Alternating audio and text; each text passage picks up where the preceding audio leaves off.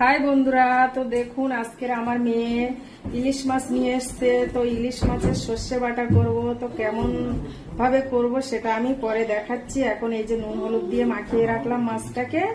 এর পরের রাউন্ডে আমি যখন মাছ হালকা করে ভাজবে, তাই তো? হ্যাঁ, হালকা করে ভাজবো না, এটা কাঁচাতেই করবো। কাঁচাতে করবে? হ্যাঁ।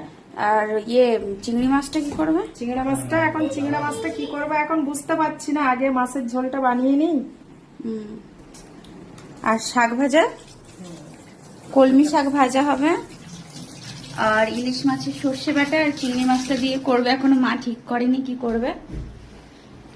তো মা রান্না স্টার্ট করছে। কি করবে এখন? ভাত বসাবে? তো কালকে মা চলে যাবে, অনেক কষ্ট হচ্ছে। 4-5 দিন ছিল মা, অনেক ভালো লাগছিল, কিন্তু কালকে মা চলে যাবে 5টার সময় ভোরবেলা। কারণ এখান থেকে আমাদের বাড়িতে যেতে অনেক টাইম লেগে যায়।